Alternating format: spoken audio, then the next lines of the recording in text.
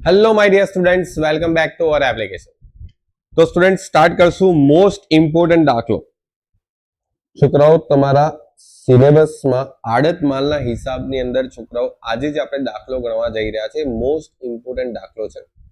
એક્ઝામમાં જતા પહેલા તમને જે અત્યારે દાખલા કરાવું છું એ તમારે જોઈને જવાનું, કારણ કે આ જે દાખલા છે એમાં લગભગ દરેકે દરેક એન્ટ્રીઓ જે તમારા આડત માલના હિસાબને લગતી તમને જે પણ એન્ટ્રીઓ સમજ નહીં પડતી હોય તે દરેકે દરેક એન્ટ્રીઓ તમને આ બધા દાખલાઓમાં કવર થઈ જશે.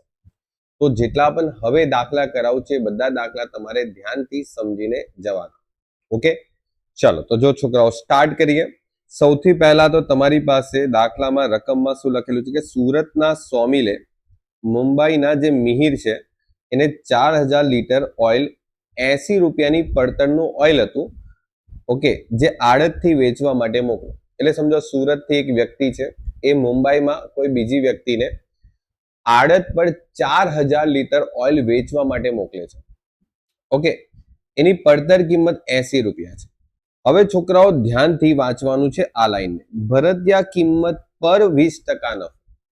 તમારે જે 20% નફો કરવાનો છે શેના પર કરવાનો છે? ભરતિયા કિંમત પર કરવાનો છે. ઓકે, નફો ચઢાવીને મોકલવામાં આવે છે. એટલે ભરતિયા કિંમત પર 20% નફો એડ થશે અને પછી સામેવાળી વ્યક્તિને સામાન મોકલવામાં આવશે.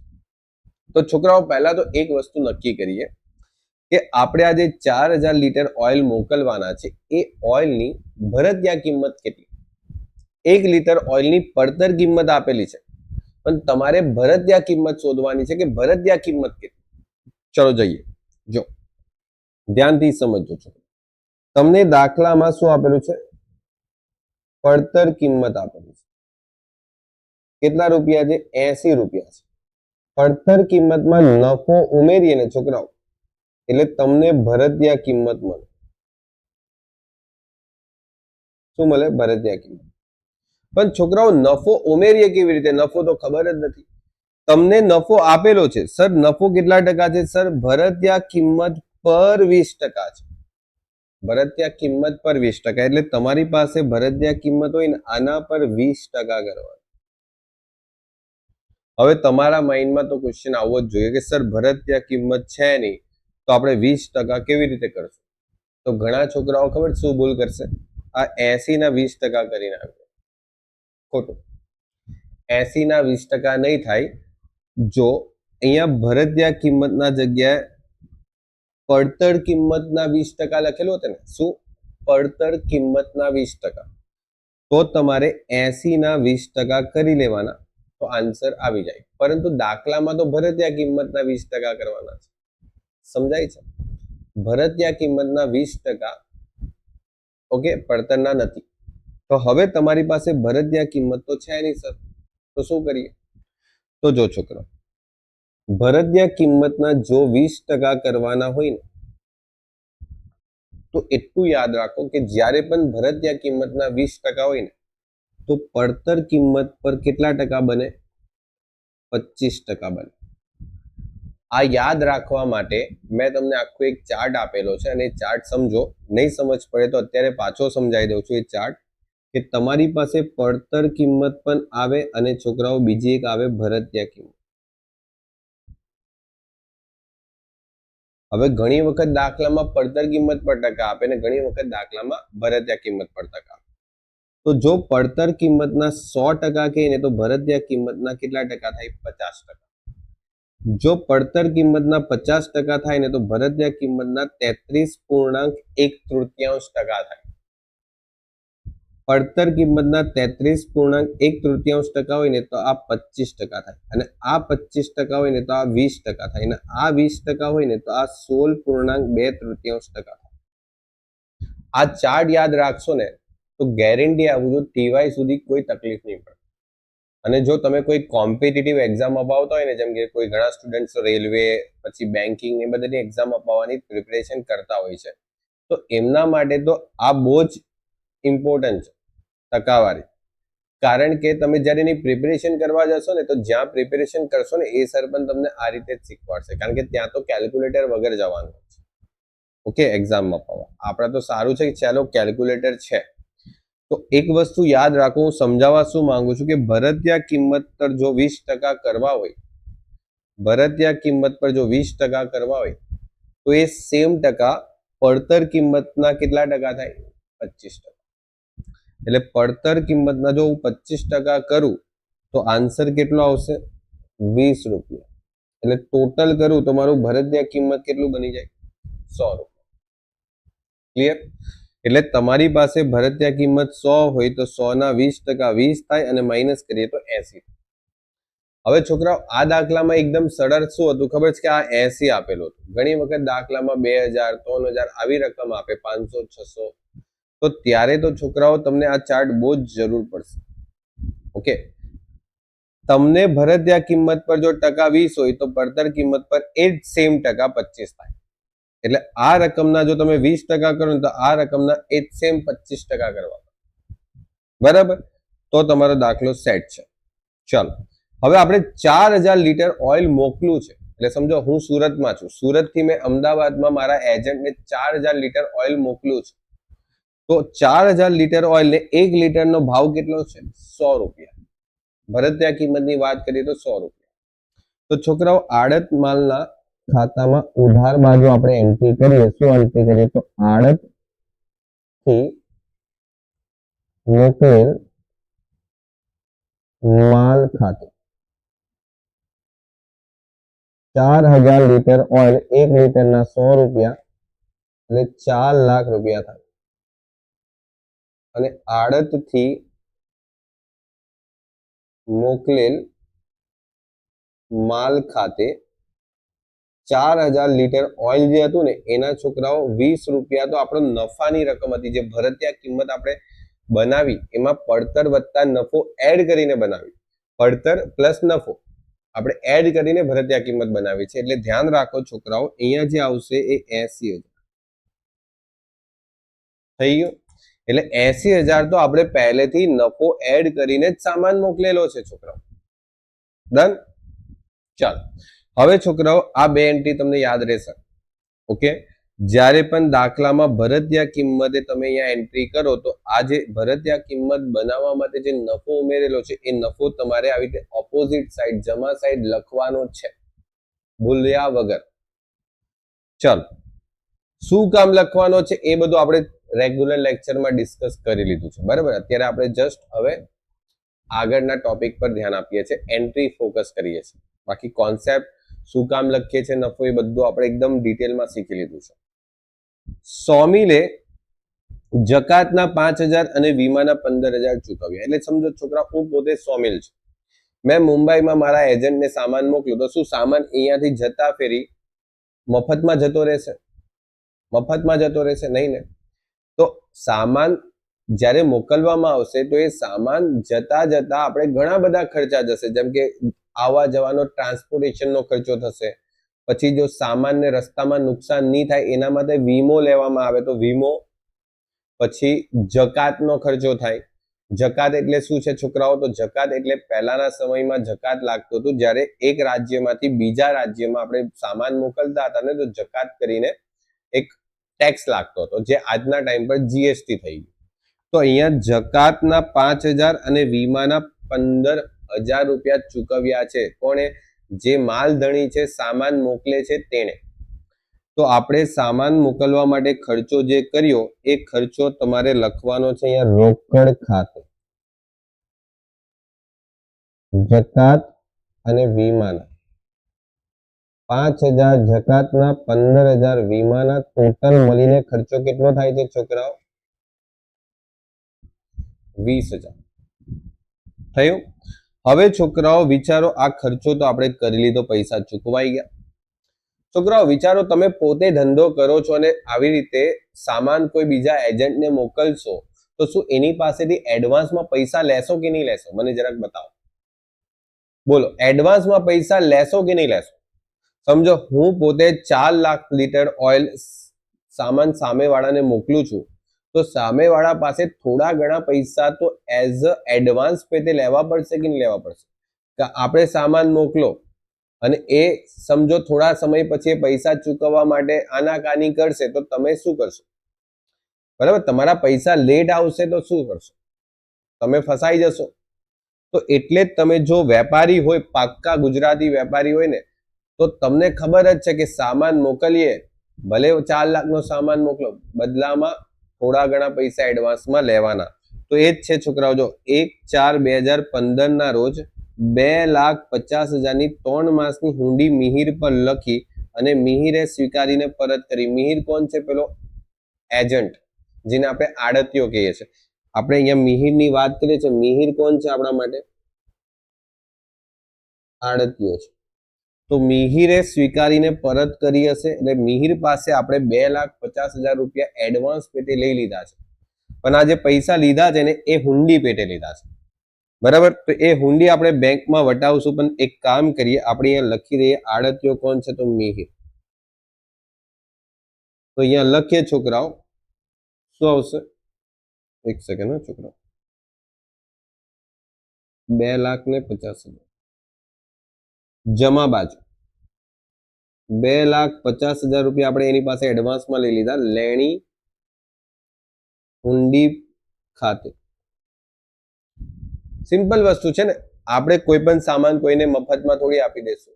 ઉધાર વેચો ને તો પણ આજકાલનો તો ધંધો એવો થઈ ગયો ને છોકરાઓ, કે લોકો ઉધાર આપે છે ને બદલામાં એડવાન્સ પેટે થોડું ઘણું ચેક, એડવાન્સ ચેક પણ લેવામાં આવે છે. આજના જે કરંટ જમાનાની વાત કરું છું, ઠીક છે, 2026 ના ટાઈમની વાત કરું છું. આ બધા દાખલા છોકરાઓ છે ને હવે બહુ જૂના થઈ ગયા સિસ્ટમ પ્રમાણે જોઈએ તો.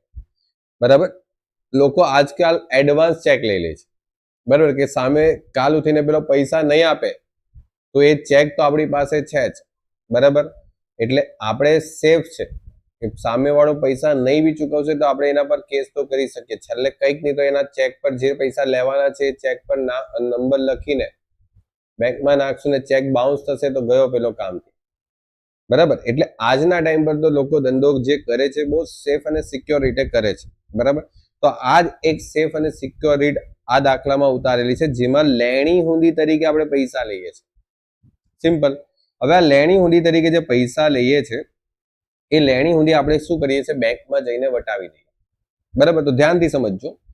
આપણે હુંડી કેટલા માસની લખેલી છોકરાઓ? 3 માસ. એટલે આ જે 2,50,000 હુંડીના પૈસા છે એ મિહિર પાસે 3 મહિના પછી મળી જશે. શ્યોર છે, 100% શ્યોર છે, ગેરંટી જે મિહિર આપી દેશે. ચલો પૈસા. હવે વિચારો કે આ હુંડી જે છે એ આપણે ઉતાવળ હતી તો બેંકમાં જઈને 12% વટાવે વટાવી. ઓકે, હવે હુંડી લખેલી કઈ તારીખે? 1/4/2015 અને હુંડી 3 માસની હતી, એટલે 3 માસ પછી હુંડી પાક્યા તારીખ આવતી. પરંતુ હુંડી આપણે 1/5 એટલે સમજો આ તારીખથી આ તારીખ તમે જોશો તો 1 માસ થઈ ગયું. એટલે 1 માસ પછી આપણે હુંડી વટાવી દીધી.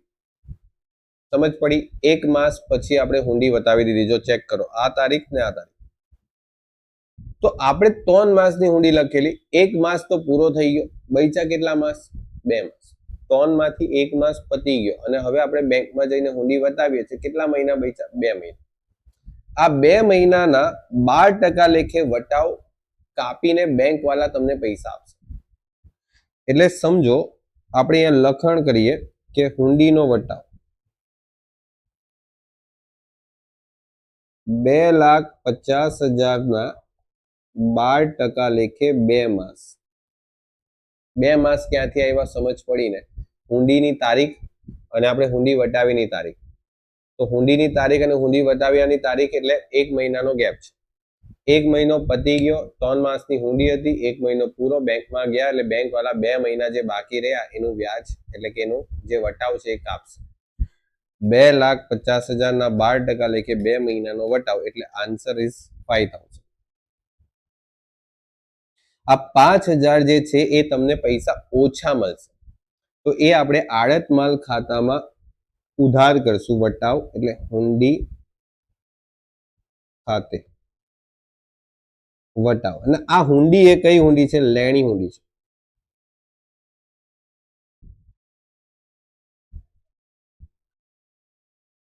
આ હુંડી એ કઈ હુંડી છે? લેણી હુંડી. તો અહીંયા લખી દઈએ લેણી.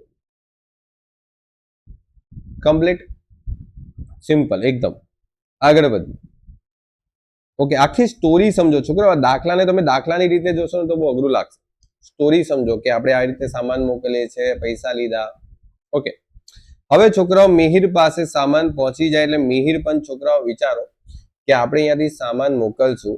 ઘણી વખત શું થાય કે સામાન જ્યારે મોકલવામાં આવે ને તો રેલવેમાં મોકલવામાં આવે. તમે માલગાડી જોઈ હશે, બરાબર? તો રેલવેમાં સામાન જાય, પછી એ સામાન રેલવેમાં જશે તો રેલવે વાળા શું કરશે કે એ રેલવે સ્ટેશન પર જે એ લોકોનો ડોક યાર્ડ બનેલો હશે ને, રેલવે સ્ટેશન પર જે પેલા સામાન મૂકવાના જે મોટા મોટા જે સ્ટોર રૂમ બનેલા છે ત્યાં એ સામાન ઉતારી દેશે. પછી તમારે એ સામાન ત્યાં જઈને રેલવે સ્ટેશન પર જઈને છોડાવવાનો ને લઈને દુકાને આવી જવાનો. બરાબર? આ સિમ્પલ પ્રોસિજર હોય છે. બિઝનેસ જ્યારે કરશો તો ખબર પડશે. તો મિહિર જે છે એ જકાતના 5000 ચૂકવે છે, વીમાના 5000 ચૂકવે છે, વેચાણ ખર્ચના પણ ચૂકવે છે. હવે મિહિરે શું કામ ખર્ચો કરવો પડે? તો સિમ્પલ વસ્તુ છે છોકરાઓ, સમજો કે આપણે મુંબઈના જે રેલવે સ્ટેશન છે ત્યાં સામાન ઉતારી દીધો. હવે મિહિરને કીધું છે કે ભાઈ તું આ સામાન લઈને આવી જજો, બરાબર? રેલવે સ્ટેશન પર જઈને સામાન લઈ લેજે. તો રેલવે સ્ટેશન વાળા મિહિર પાસે પૈસા લેશે. કયા? જકાતના પૈસા લેશે, વીમાના પૈસા પણ લેશે, બરાબર? એટલે સમજો ઘણા બધા ખર્ચા લાગશે. જો કે આજના ટાઈમ પર તો છોકરાઓ આપણે પ્રેક્ટિકલી અત્યારે સમજીએ તો અત્યારે દાખલામાં જે આપેલું છે એ પ્રમાણે તો જકાતના ખર્ચા, વીમાના ખર્ચા, બરાબર? વીમાનો ખર્ચો પણ થશે એને, કારણ કે વીમો તો લેવો પડશે ને, કારણ કે એ રેલવે સ્ટેશન થી એ પોતાના ગોડાઉન સુધી સામાન પહોંચાડશે અને વચ્ચે રસ્તામાં કઈ નુકસાન થયું તો એનો જવાબદાર કોણ? તો એનો વીમો લેવો પડશે, ટ્રાન્સપોર્ટેશન વીમો કહેવાશે. એ વીમાના 5000 રૂપિયા. અને વેચાણ ખર્ચ એટલે કે વસ્તુ વેચવા માટે એડવર્ટાઇઝમેન્ટ, જાહેરાત કરવી પડશે, તેનો ખર્ચો. તો આ બધો ખર્ચો મિહિર કરશે. તો મિહિર કરશે એટલે ખર્ચો અહીંયા મિહિર ખાતે આવશે.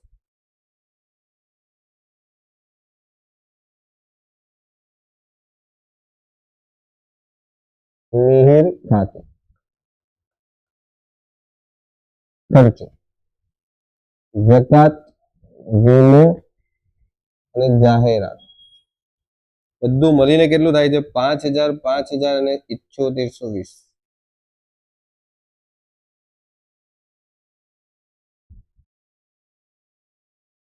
એટલે છોકરાઓ 17820 રૂપિયા ખર્ચો. આ ખર્ચો મિહિર ભોગવશે એટલે મિહિરના ખાતામાં 17820 એટલે કેટલા આવશે? આડત માલ ખાતે.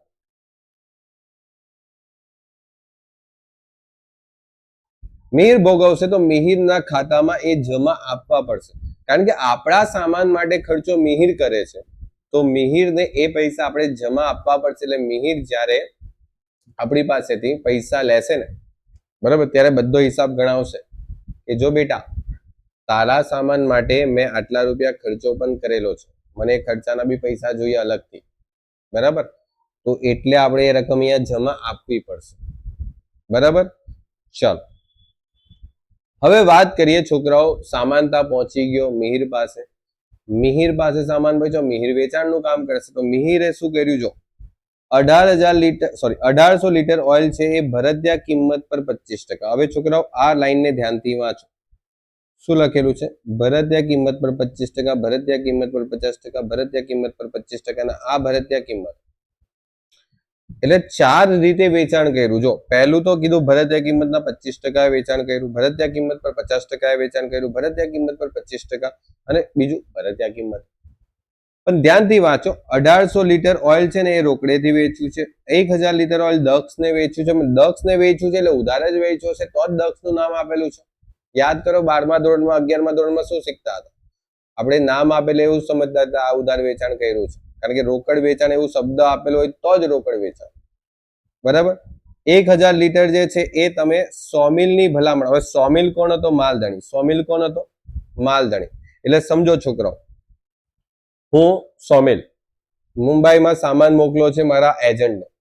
હવે મુંબઈમાં મારો સમજો કોઈ ઓળખીતો વ્યક્તિ છે એ સામાન લેવા આવશે તો મારી ઓળખાણ લઈને જશે કે ભાઈ જો હું તો આ સોમિલને ઓળખું છું તો મને થોડુંક એના સોમિલના ભરોસા પર થોડુંક ઉધાર આપો. તો એ જ વસ્તુ થયું કે સોમિલની ભલામણથી આપણે યશને ઉધાર વેચેલું છે. આ ઉધાર જ વેચેલું છે, ધ્યાન રાખજો. અહીંયા આપણે લખી દઈએ,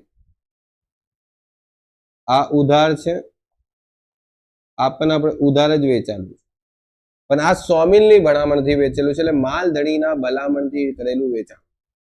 હવે સવાલ એ છે કે સર આપણે અહીંયા દાખલામાં છે ને એક વસ્તુ છે કે 25%, 50% અને 25% ભરતીયા કિંમત પર આવો શબ્દ છે.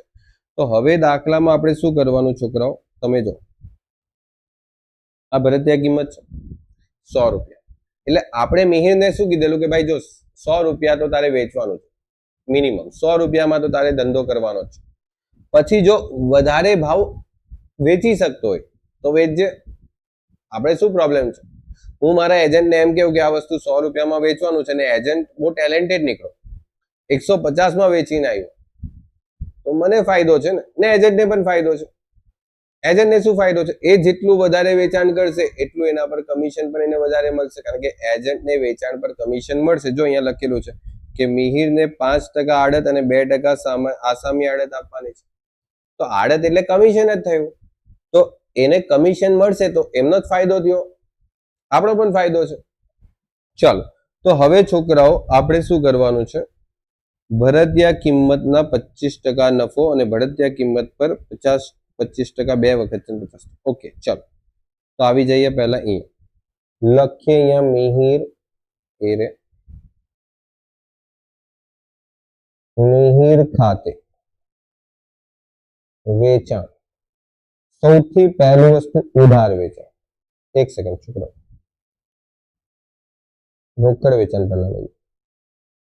રોકડ વેચાણ છોકરાઓ 1800 લીટર વસ્તુ વેચાણ કરીએ છીએ, વિચારો કેટલાના ભાવે, 25 રૂપિયા ભરતીયા કિંમત, અને ભરતીયા કિંમત કેટલી છે 100 રૂપિયા.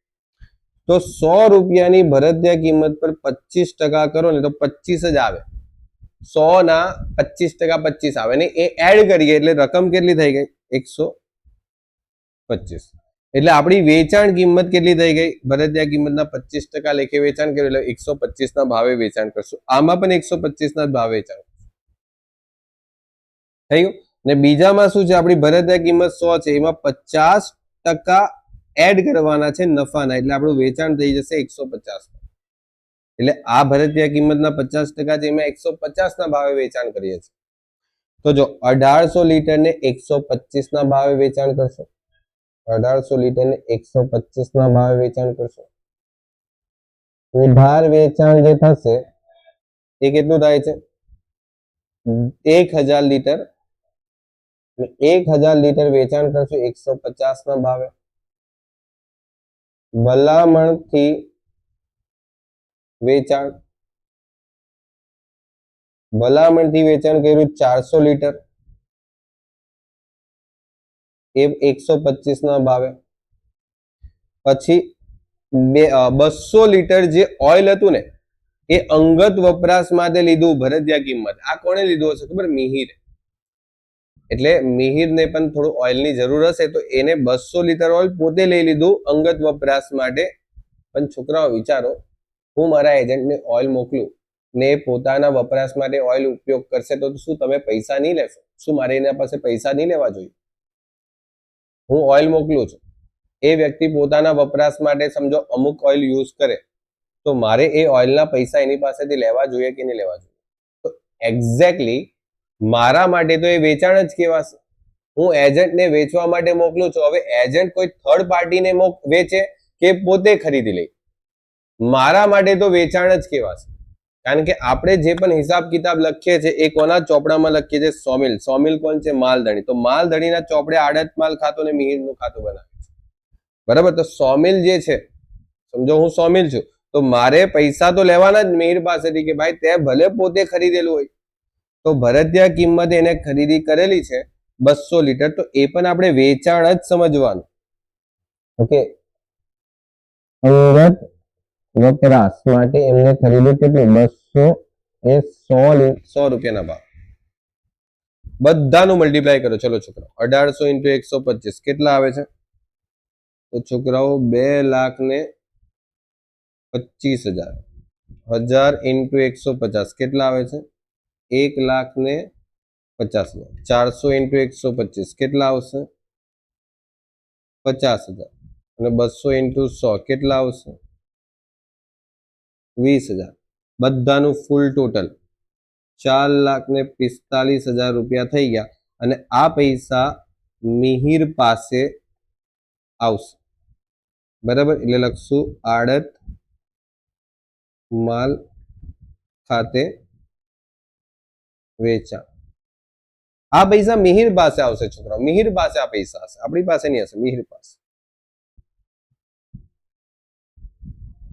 200 લીટર ઓઇલ ગોડાઉનમાં શું થઈ ગયું? નાશ પામ્યું. હવે છોકરાઓ વેચાણનું કામ ફિનિશ. હવે આપણે વેચાણનું કામ ફિનિશ થાય એટલે ચેક કરી લઈએ તો દાખલામાં આપેલું છે નેક્સ્ટ પોઈન્ટમાં કે ગોડાઉનમાં 200 લીટર જે ઓઇલ હતું ને એ છોકરાઓ શું થઈ ગયું? નુકસાન પામ્યું. અને આ નુકસાન માટે વીમા કંપની તમને 10,500 રૂપિયા આપે છે કે લે બેટા તે વીમો લીધેલો, તને પૈસા આપ્યા. તો આ જે 10,500 છે એ તમારે લખવાના તમારી આવક બાજુ, એટલે તમારી એક જાતની તો આવક જ થઈ ગઈ. શું આવશે? વીમા કંપની ખાતે. Okay okay, complete. તો આગળ વધીએ. હવે છોકરાઓ વીમા કંપની શું તમને પૂરા પૈસા આપશે? બરાબર, નહીં આપશે. તમારું નુકસાન થશે એના થોડા પૈસા આપશે, થોડું ઘણું નુકસાન તો આપણને ભોગવવું પડશે. તો છોકરાઓ ધ્યાન રાખજો, જ્યારે પણ વીમા કંપની તમને નુકસાનના પૈસા આપવાનું નક્કી કરે ને તો એ હંમેશા તમારી પડતર કિંમત પર જ નક્કી થાય. પડતર કિંમત પર જ નક્કી થાય. કારણ શું છે? તો વિચારો છોકરાઓ, વીમા કંપની તમને નફાના પૈસા ક્યારે નહીં આપે. બરાબર, સમજો મારી પાસે મારા અત્યારે દુકાનમાં 1 લાખનો સામાન છે જે મેં ખરીદેલો 1 લાખમાં. હવે એ સામાન જો હું વેચવાનો છું તો 1,50,000 વેચા, એટલે મારો 50,000 નો નફો તો કરવો પડે ને, તો મેં આ દુકાનના ખર્ચા અને એ બધું કાઢી શકીશ. બરાબર, કારણ કે 1 લાખ તો ખાલી એ સામાન લીધો. હવે એ મેં દુકાનમાં લાવ્યો, ગોડાઉનમાં લાવ્યો તો ગોડાઉનનું ભાડું, ઇલેક્ટ્રિસિટી, એ બધું ખર્ચો બી તો થાય મને. એટલે એ બધો ખર્ચો મળીને મારે નફો તો લેવો જ પડે. તો હવે એ જે સ્ટોક છે જે મારા દુકાનમાં એ સમજો 1,50,000 હું વેચવાનો હતો. હવે થયું એવું છોકરાઓ કે દુકાનમાં આગ લાગી અને મારો 1,50,000 જે સામાન વેચવાનો હતો એ મારો સળગી ગયો, નુકસાન થઈ ગયું. તો શું વીમા કંપની આવશે તો મને એમ કહેશે કે લો આ તમારા 1,50,000 રૂપિયાનો સામાન તમે જે વેચવાના હતા એનું નુકસાન? નહીં. વીમા કંપની આપણને પૂછશે કે આ તમારું જે નુકસાન થયું એ કેટલાનું થયું. એ લોકો પોતે પણ મૂલ્યાંકન કરશે. તો એમાં પડતર કિંમત જ જોશે કે 1 લાખનો સામાન તમે લીધેલો ને, ઓકે, તો 1 લાખ જ સમજાશે. ઓનલી પડતર કિંમત જોવાના. બરાબર. અને હા, સામાન લાવવા મૂકવાનો ખર્ચો આપણે આડત માલના હિસાબમાં એડ કરીએ છીએ. સામાન લાવવા મૂકવા માટે જે પણ ખર્ચો થાય એને આપણે શું કહીએ છીએ? બિન આવર્તક ખર્ચા. ઓકે, કયા? બિન આવર્તક ખર્ચા આપણે શું કરીએ છીએ? વસ્તુની પડતરમાં એડ કરીએ છીએ. બરાબર. તો છોકરાઓ જો ધ્યાનથી સમજો, 200 લીટર ઓઇલ ગોડાઉનમાં નુકસાન પામ્યું છે. તો એક વસ્તુ સમજીએ હવે છોકરાઓ ધ્યાનથી.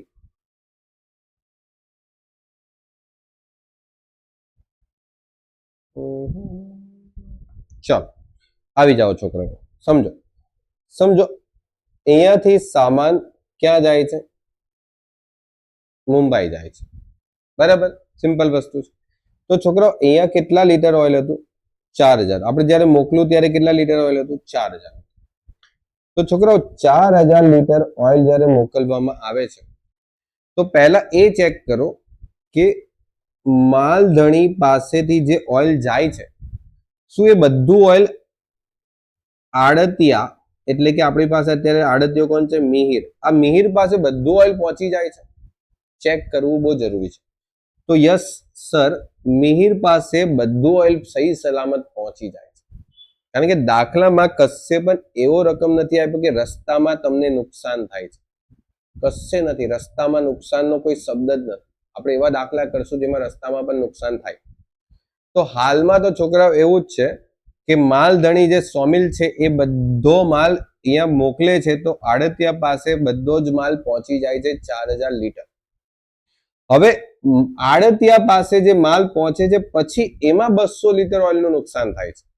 સમજો, 200 લીટર ઓઇલનું નુકસાન આની પાસે બધો સામાન પહોંચ્યા પછી થાય છે. તો હવે શું કરવાનું, તો આપણે નુકસાનની કિંમત શોધવાની. તો એમાં છોકરાઓ માલ સામાનની કિંમત 200 લીટર, એમાં 1 લીટરનો ભાવ કેટલો છે? 80 રૂપિયા છે. પડતર કિંમત લેવાની છે, ધ્યાન રાખજો. પડતર કિંમત એટલે પડતર કિંમત જ તમારે પડતર કિંમત લેવાની. તો છોકરાઓ કેટલા આવશે? 80 રૂપિયા પડતર કિંમત. એટલે 80 × 200, મારું 16,000 નો તો સામાન નુકસાન થઈ ગયો. પણ છોકરાઓ આ સામાનમાં માલધણીનો ખર્ચો ઉમેરવાનો કે નહીં ઉમેરવાનો? સર બિલકુલ ઉમેરશું. કારણ કે જ્યારે માલધણીએ 4000 લીટર ઓઇલ મોકલું, અહીંયાથી જ્યારે મોકલું ત્યારે ખર્ચો કરેલો, કેટલો ખર્ચો કરેલો? જો આ 4000 લીટર ઓઇલ મોકલું ને ત્યારે આ 20,000 નો ખર્ચો થયો, ત્યારે સામાન ત્યાં ગયો. ખર્ચો વગર થોડી સામાન એક જગ્યાથી બીજી જગ્યા જશે. ખર્ચો તો થશે જ ને, સામાન મોકલવાનો ખર્ચો નહીં થશે. તો સામાન મોકલવાનો જે ખર્ચો થયો છે એ 4000 લીટર પર થયો. 4000 લીટર પર કેટલો થયો? 20,000 રૂપિયા. તો 200 લીટર પર કેટલો થાય છે છોકરાઓ? તો 20,000 ભાગ્યા 4000 × 200 એટલે 1000 રૂપિયાનો ખર્ચો તમારો આ જે સામાન નુકસાન થયો ને એના માટે થયો હશે. બરાબર, માલધણી. હવે છોકરાઓ આડતિયાનો ખર્ચો. શું આડતિયાનો ખર્ચો પણ સર એડ થશે? તો હા થશે. એનું કારણ છે કે સામાન પર જે નુકસાન થાય છે ને 200 લીટર, એ મિહિરના ત્યાં બધો સામાન પહોંચ્યા પછી નુકસાન થાય છે. જો રસ્તામાં નુકસાન થતે ને તો આડતિયાનો ખર્ચો આપણે એડ નથી કરવાનો. રસ્તામાં નુકસાન થાય, એડ નહીં કરવાનો. તો હવે છોકરાઓ મિહિરભાઈ સાહેબે કેટલો ખર્ચો કર્યો? તો મિહિરભાઈ સાહેબનો ખર્ચો જકાત, વીમો અને જાહેરાત. આમાંથી કયો ખર્ચો બિન આવર્તક ખર્ચો છે? તો ફક્ત જકાત અને વીમો એ જ સામાન પર લાગતો એ બિન આવર્તક ખર્ચો કહેવાય. જાહેરાત ખર્ચો એ આવર્તક ખર્ચામાં આવશે. આપણે ફક્ત બિન આવર્તક ખર્ચો જે વસ્તુ પર એક જ વખત લાગે છે, જ્યારે વસ્તુને આપણે હેરફેર કરીએ છીએ ત્યારે. તો આ જે સામાન છે એ વસ્તુ પર એક જ વખત લાગશે, એટલે 10,000 નો ટોટલ મળીને ખર્ચો મિહિર કરે છે. તો મિહિરનો ખર્ચો જે છે એ તમારા 4000 લીટર ઓઇલ પર થયો હશે. કેમ 4000 લીટર ઓઇલ પર થયો હશે? તો વિચારો, મિહિર પાસે બધો સામાન પહોંચી જાય છે, 4000 લીટર ત્યાં પહોંચે છે, એટલે મિહિર પણ જે ખર્ચો કરશે ને એ 4000 પર જ કરશે. સમજાય છે છોકરાઓ? 4000 લીટર પર જે ખર્ચો કરશે એ 10,000 રૂપિયાનો ખર્ચો કરે છે ટોટલ. તો 200 પર કેટલો? 10,000 ભાગ્યા 4000 × 200 કેટલા આવે છે? 500. એટલે 16,000 પ્લસ 1000 પ્લસ 500 કેટલા થાય છે? 17,500. હવે છોકરાઓ આમાંથી વીમા કંપની કેટલી આપે? વીમાનો દાવો તમને વીમા કંપની 10,500 આપે છે, એટલે તમને 7,000 રૂપિયા ઓછા મળે છે. આ તમારું નુકસાન કહેવાય. તો આપણે છોકરાઓ વીમા કંપની પાસે જેટલા પૈસા ઓછા મળ્યા એ નફા નુકસાન ખાતે લખશું. નુકસાન. બરાબર. આ નુકસાન થાય છે છોકરાઓ. ઘણા છોકરાઓ મને એવો સવાલ પૂછે કે સર નુકસાન કેમ જમા બાજુ? છોકરાઓ એક વસ્તુ યાદ રાખો, નુકસાન ઉધાર બાજુ જ આવે, પરંતુ નુકસાન નફા નુકસાનમાં ઉધાર બાજુ આવે. તમને ખબર છે એકાઉન્ટમાં આપણે ખબર જ છે કે 2 એન્ટ્રી થાય, એક ઉધાર ને એક જમા. તો જે નુકસાન નફા નુકસાનમાં કઈ બાજુ થયું? ઉધાર બાજુ.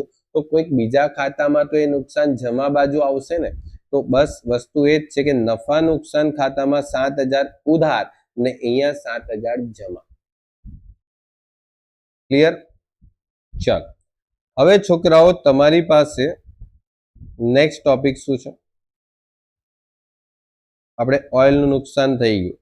હવે દક્ષ અને યશ એટલે કોણ વ્યક્તિનું નામ છે ખબર છે? આ દક્ષ અને આ જે યશ છે, જે આપણે સામાન ઉધાર પર વેચેલો. હવે એ લોકોએ જો શું કર્યું? આપણી સાથે ચીટિંગ કરી. સામાન ઉધાર પર લઈ ગયા, બોલે કે બધા પૈસા આપી દેવા, તું ચિંતા મત કર, બધા પૈસા આપી દેવા, તને ચિંતા નહીં કર.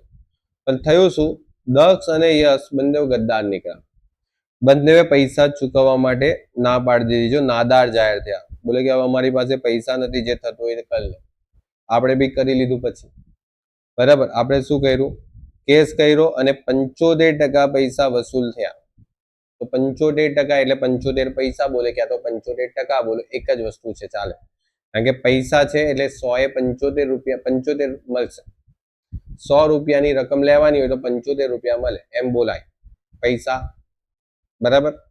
તો એનો મતલબ છોકરાઓ સીધો સીધો એ નીકળે કે 75 પૈસા મળ્યા તો 25% પૈસા તમને શું મળ્યા, નહીં મળ્યા ને, તો આ ગાલખાત કહેવાશે. શું કહેવાશે? 75% સમજી લેવાનું. પૈસા આવે ને એટલે તમારે શું કરવાનું, 75%. એટલે 100 એ 75 રૂપિયા મળશે તો 100 એ 25 રૂપિયાનું નુકસાન. બરાબર. આ બંને નાલાયકો આપણને પૈસા નહીં આવ્યા, શું કરશો હવે? કઈ વાંધો નહીં, છોકરાઓ જો ધ્યાનથી સમજો. આ દક્ષ છે ને, દક્ષ એ ઉધાર વેચાણ થયેલું, પણ એ ઉધાર વેચાણ શું આપણી ભલામણથી થયું હતું? વિચારો, શું આપણી ભલામણથી વેચાણ થયેલું? નહીં. આડતિયાએ જાતે જ દક્ષ નામના વ્યક્તિને ઉધાર વેચાણ કરેલું. તો હવે વિચારો છોકરાઓ, શું આપણે દાખલામાં આડતિયાને, મિહિર આડતિયાને આસામી આડત આપીએ છીએ? તો જો દાખલામાં આસામી આડત આપવામાં આવે છે, દેખાય છે? તો જો દાખલામાં આસામી આડત આપવામાં આવતી હોય ને, તો આ જે દક્ષને જે વેચાણ કરેલું છે ને, એના પર જે નુકસાન થાય છે ને, એ નુકસાનની જવાબદારી માલધણીની લેશે. માલધણી કહેશે કે બેટા તને 2% તો કમિશન એક્સ્ટ્રા આપીએ છીએ અમે, પછી તું નુકસાનના પૈસા બી અમારી પાસે વસૂલ કરે. એવું થોડી ચાલે. એટલે પહેલા તને કમિશન મળી ગયું ને, હવે નુકસાન તારે ભોગવવાનું. બરાબર. જો ગાલખાત થાય તો આડતિયો શું કરશે, દક્ષ પાસે ગમે તે રીતે પૈસા વસૂલ કરવાની કોશિશ કરશે, કારણ કે આડતિયાને ખબર છે કે આપણને કમિશન 2% મળી ગયું છે. બરાબર. તો હવે વિચાર એ આવે કે સર આ સોમિલ જે છે, સોમિલ એ પણ તો પૈસા નથી ચૂકવતો. સોરી, સોમિલ નહીં, યશ. આ યશ છે એ પણ તો પૈસા નથી ચૂકવતો. તો જે પેલો મિહિર છે એ શું કરશે, આપણને કહેશે કે સર આ તો તમારી ભલામણથી આવેલો હતો, આ વ્યક્તિના પૈસાની જવાબદારી તમારી હતી, તમે કીધેલું એટલે મેં એને વેચાણ કરેલું, હવે પૈસા નથી આપતો, 25% પૈસા આપવાની ના પાડે. તો આપણે મિહિરને શું કહેશું કે ભાઈ કઈની ચિંતા નહીં કર, હું તને એના પૈસા આપું છું. ચલો લે, આપણે શું કરીએ, એક કામ કરીએ, મિહિરને કહીએ કે ચલ ભાઈ તને ભલામણથી જે વેચાણ કરેલું હતું, કેટલું કરેલું? 50,000. આ 50,000 પર જે નુકસાન થાય છે ને એ પૈસા હું તને આપું. તો આપણે મિહિરને પૈસા આપશું. તો મિહિર ખાતે ગાલખાતના પૈસા કેટલા? 50,000 ના 25% એટલે 12,500. અને આ 12,500 આપણે અહીંયા લખશું. શું આવશે? આડત માલ ખાતું. બોલો, કમ્પ્લીટ. સિમ્પલ છે, સિમ્પલ વસ્તુ છે ભાઈ. પેલા પાસે 50,000 લેવાના, 25% આપવાની ના પાડે છે, તો 25% કરો, કેટલા આવે છે? 12,500. એટલા પૈસા આપી દો એને. ઠીક છે, સિમ્પલ વસ્તુ. એટલા પૈસા આપણે એને જમા આપી દઈશું. ઓકે, અહીંયા જમા આપી દીધા જો. ઓકે, ને આપણું એટલું નુકસાન થઈ ગયું, કારણ કે આપણી ભલામણથી વેચાણ કરેલું ને, તો નુકસાન તો આપણું જ થશે. બરાબર, માલધણીનું થશે. હા, પરંતુ છોકરાઓ આ જે વેચાણ કર્યું, બરાબર, એના પર બધો 25% પૈસા નથી આવ્યા, તો એ નુકસાન કોણ ભોગવશે? એ આપણે નહીં જોવાનું. બરાબર, કારણ કે આપણે મિહિરને એક્સ્ટ્રા પૈસા આપ્યા છે, તો મિહિર ખાતે કમિશન, બરાબર, સામાન્ય આડત અને આસામી આડત. તો સામાન્ય આડત જે છે ને છોકરાઓ, એ તમારા કુલ વેચાણ પર હોય. કેટલા? 4,45,000 પર કેટલું થયું? 5%. અને 2% આસામી, 5%. અને આસામી આડત છે ને એ ફક્ત ને ફક્ત તમારા આ વેચાણ પર જ હોય. બરાબર, આસામી આડત ફક્ત ને ફક્ત એ જ વેચાણ પર હશે જેમાં મિહિર આડતિયો પોતાની મરજીથી ઉધાર વેચાણ કરતો હોય, આપણી ભલામણથી ઉધાર વેચાણ કરે તો એના પર આપણે આસામી આડત નથી આપતા, કારણ કે એ આપણી ભલામણથી કરેલું છે અને આના પર નુકસાન થાય તો એ નુકસાનના પૈસા આપણે એને ચૂકવા છે, બરાબર? નુકસાનના પૈસા આપણે એને ભોગવા છે, આપણે ભોગવા કીધા, પણ આના પર તો છોકરાઓ આપણે એને એક્સ્ટ્રા કમિશન આપીએ છીએ. સમજાય છે? ચાલો, 1,50,000 કેટલા ટકા? 2%. 16,000 આ થશે અને 22,250 આ થશે.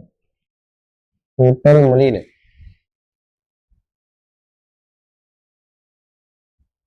25,250 પાછા અહીંયા પણ લખો.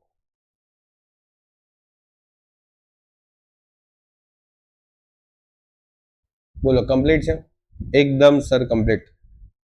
બહુ જ મજા આવી ગઈ. ચલો દાખલામાં. હવે છોકરાઓ દાખલામાં આ ઉપરાંત મિહિરે આસામી આડત અને સામાન્ય આડત અને નફાના ભાગ બાદ કર્યા પછી થયેલા ચોખ્ખા નફા પર 8/1/8 ભાગનો શું આપવાનો છે? નફો. હવે જો છોકરાઓ, તો જે મિહિર છે ને અમદાવાદ વાળો, મુંબઈ વાળો, એ મિહિર શું કરે છે? આપણા સામાનને વેચે છે. એટલે મિહિરે છે ને શું કીધું કે સર તમારા સામાન પર જે નફો થશે ને એમાં પણ મને ભાગ જોઈએ. ઓકે, આપણે એને કમિશન બી આપ્યું, બરાબર, 5% અને 2%. હવે સામાનના વેચાણમાં થયેલા નફામાં ભાગ પણ માંગે છે 1/8. તો છોકરાઓ પહેલા નફો શોધવો પડશે, પછી કામ થશે ને. તો નફો શોધો પહેલા. ચલો શોધીએ નફો.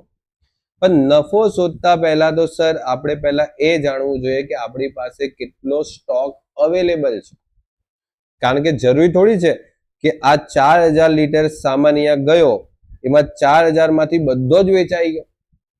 બધો જ વેચાઈ ગયો નહીં સર, બધો નહીં વેચાય. જો સમજો, આ 4,000 લીટર જે ઓઇલ છે ને એમાંથી વેચાણ કેટલા લીટર થયું તમને ખબર છે? જો તમને સમજાવું, વેચાણ કેટલા લીટર થયું? 18,400. ચલો 18,400 અને 200 તો એને પોતે યુઝ કરી લીધું એટલે 200. 3,400 લીટર આ બધાનું ટોટલ કરશો ને તો 3,400 લીટર જે ઓઇલ હતું એ તો છોકરાઓ વેચાય જ. એટલે સમજો 3,400 લીટર ઓઇલ તો આપણે વેચાય જ. પછી નુકસાન થયું ને 200 લીટર ઓઇલ નું તો નુકસાન થઈ ગયું. આ રહ્યું નુકસાન, 200 લીટર ઓઇલ તો નુકસાન થઈ ગયું. તો હવે આપણી પાસે ઓઇલ કેટલું બચ્યું?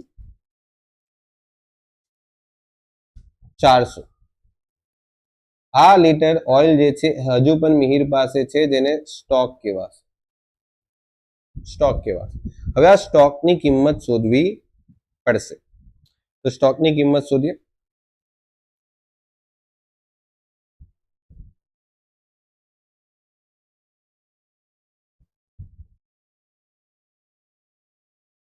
ચલો, કેટલા લીટર ઓઇલ હતું? 400 લીટર ઓઇલ આપણી પાસે હતું, બરાબર. હવે જે સામાન મિહિર પાસે છે એ કેટલા રૂપિયાનો સામાન છે? ભરતિયા કિંમતનો સામાન કેટલા રૂપિયાનો? 100. એમ 80 રૂપિયાનો સામાન, પણ આપણે એને મોકલેલા તો 100 રૂપિયામાં. તો એની પાસે જે સામાન છે એની કિંમત કેટલી? તો 100 રૂપિયા લેખે 40,000 રૂપિયાનો સામાન હજુ પણ આડતિયા પાસે એટલે મિહિર પાસે પડેલો છે. હવે છોકરાઓ એમાં આવશે માલધણીના ખર્ચા. તો માલધણીનો ખર્ચો આપણે અહીંયાથી જ કોપી પેસ્ટ કરી લઈએ ને છોકરાઓ, કે 4,000 લીટર પર 20,000. 4,000 લીટરના કેટલા? 20,000. તો 400 લીટર ઓઇલ જે બચ્યું છે આપણી પાસે સ્ટોકમાં એના કેટલા? સિમ્પલ વસ્તુ, જે સામાન આપણે મોકલો એની કિંમત 40,000 રૂપિયાની હતી, પરંતુ મોકલવાનો ખર્ચો પણ તો એડ થશે ને, પડતરનો ભાગ કહેવાય. જે સામાન મોકલીએ એ પડતરનો ભાગ કહેવાશે, એનો ખર્ચો. તો અહીંયા કેટલા આવશે? 20,000 ભાગ્યા 4,000 ઇન્ટુ 400 એટલે આવશે 2,000.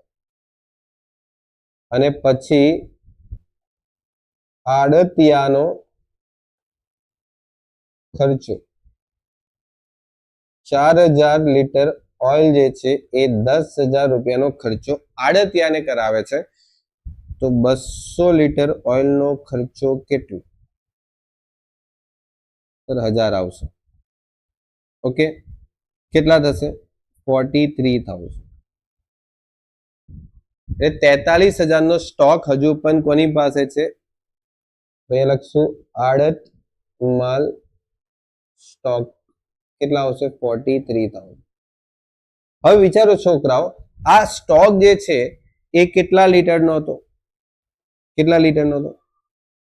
400 લીટર.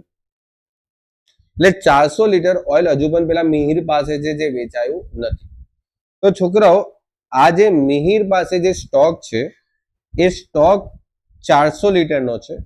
શું એના પર આપણે ભરતિયા કિંમતે ગણતરી કરેલી? તો હા સર, આપણે 100 રૂપિયાના ભાવે ગણતરી કરેલી. જો અહીંયા 100 રૂપિયાના ભાવે ગણતરી કરેલી. એનો મતલબ સર, એમાં જે પેલા 20 રૂપિયા જે નફાના હતા ને છોકરાઓ, આજે આપણે 100 લખેલા, અહીંયા 20 રૂપિયા લખ્યા ને, તો એવી જ રીતે છોકરાઓ જ્યારે આખરનો સ્ટોક તમે લખો ને, તો આ જે રકમ છે એ જો તમે ભરતિયા કિંમતે લીધી છે તો અહીંયા જે રકમ આવશે એ રકમને તમારે કઈ રકમે લેવું પડશે? તો છોકરાઓ અહીંયા લખશું આખર સ્ટોક અનામત. કેટલું અનામત આવશે છોકરાઓ તમને ખબર છે? હું અહીંયા ગણતરી કરું છું. 400 ગુણ્યા 20. કેમ સર? 20 રૂપિયા તો હજુ આપણે કમાણી જ નથી કરેલી. કેમ માઇનસ કરીએ છે ખબર છે? આ 20 રૂપિયાની કમાણી હજુ આપણે કરી જ નથી. 20 રૂપિયાની કમાણી હજુ કરી જ નથી, કારણ કે સ્ટોક વેચાયો નથી. જો આ બધો સ્ટોક વેચાઈ જતે ને તો પછી એની જરૂર નહીં પડે. આમાં જેટલાનો સ્ટોક બચ્યો એ રકમ જો ભરતિયા કિંમતે તમે બતાવો છો, એટલે તમારે અહીંયા જે ભરતિયા કિંમતમાં નફો હશે ને એ તમારે અહીંયા રિવર્સ કરવો પડશે સામેની સાઈડ. જેમ શરૂના સ્ટોકમાં કર્યું ને તેમ તમારે આખરના સ્ટોકમાં બી રિવર્સ કરવો પડશે. બરાબર? ક્લિયર છે આ વસ્તુ? એકદમ કમ્પ્લીટ હોવી જોઈએ છોકરાઓ આ વસ્તુ. બોલો, કોઈ પણ ડાઉટ હોય તો મને અત્યારે જ કહી દો. નથી ને? ઓકે સર, એકદમ પરફેક્ટ. હવે સર આપણે એક કામ કરીએ, નફો શોધીએ. કેટલા હોય નફો? બધું જમા બાજુનું ટોટલ કરો. 80,000, 445, 10, 500, 7,000, 43,000. કેટલા આવે છે? 5, 85, 500.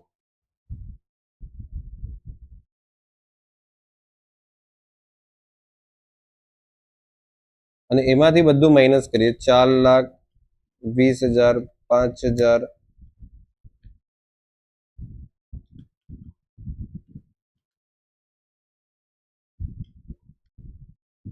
કેટલા આવે છે? તો છોકરાઓ તમારી પાસે જે રકમ આવે છે ને એ કેટલી આવે છે? 96,930 આવે છે. ઓકે છોકરાઓ, 96,930. હવે છોકરાઓ એક વસ્તુ બહુ જ ઇમ્પોર્ટન્ટ છે, ધ્યાનથી સમજવા જેવી છે આ દાખલામાં. તો તમને દાખલામાં જો છોકરાઓ અહીંયા શું લખેલું છે કે નફો બાદ કર્યા પછીના નફા પર તમારે 1/8 ભાગ આપવાનો છે. શું કહે છે? નફો બાદ કર્યા પછીના નફા પર 1/8. તો છોકરાઓ, આ જે નફો થયો ને એ નફામાં પેલા મિહિરને લાલચ થઈ કે યાર સામાન મેં વેચ્યો, નફો આટલો બધો નથી થયો. તો મિહિરે કીધું ભાઈ જો મને નફામાં પણ ભાગ જોઈએ. તો આપણે અહીંયા છે ને મિહિર ખાતે નફામાં એને ભાગ આપવાનો છે અને પછી બાકીનો નફો સામાન્ય નફા નુકસાન ખાતે આપણે લઈ જવાનો. પણ આપણે હવે ખબર કેવી રીતે પડશે કે આ નફામાંથી કેટલો ભાગ મિહિરને આપવાનો? તો સર દાખલામાં લખેલું છે 1/8. પણ સર 1/8 ખાલી નફાના નથી લખ્યા. જો ચોખ્ખા નફાના 1/8 નથી લખ્યા. આ શબ્દ પણ વાંચો, નફો બાદ કર્યા પછી. આ શબ્દ વાંચો, આ શબ્દ વાંચો. જ્યારે પણ દાખલામાં આ શબ્દ લખેલો છે ને તો આપણે શું કરવાનું છોકરાઓ? જો 1/8 છે ને એમાં એકડો જે છે ને એ નીચે પ્લસ કરી દેવાનો. એટલે કેટલા આવે? 1/9. બોલો, આ સમજ પડી? આ યાદ રાખો, જ્યારે પણ નફો બાદ કર્યા પછીના નફાના 1/8 આવે ને, બરાબર, ગમે તે આવે, 1/8 પણ આવે, 1/, જે પણ આવે, 1/7 આવે તો આ એડ કરી દેવાના એટલે તમારે 1/8 થઈ જાય. 1/6 આવે તો આ નીચે એડ કરી દેવાના એટલે 1/7 થઈ જાય.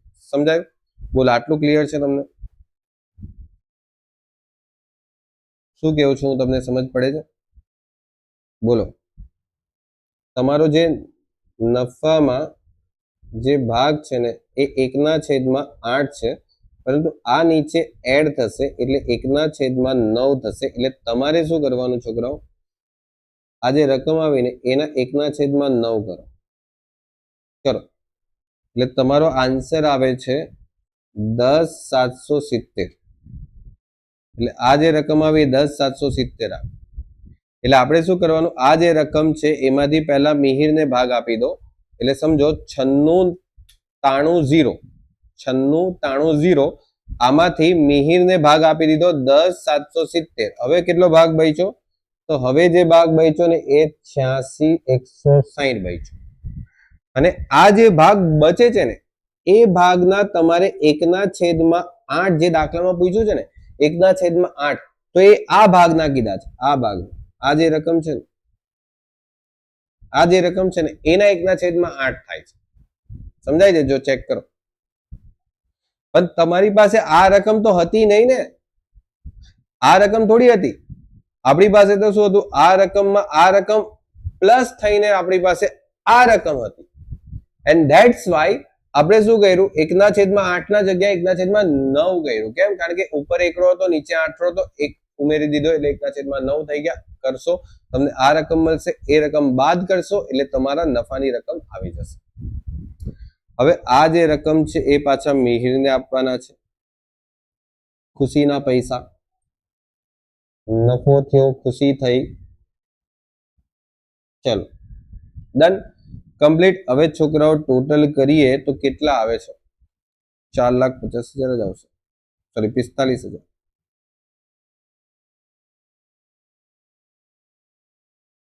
4,45 માંથી 2,50, 17,820, 12,525, 25,0 અને 10,70, 1,28,660. આ થશે બેંક ખાતે.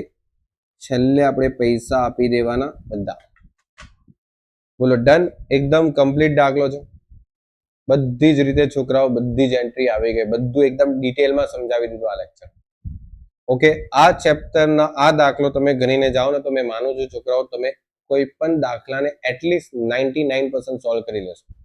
ઓકે, ચલો, wish you all the very best for your exam.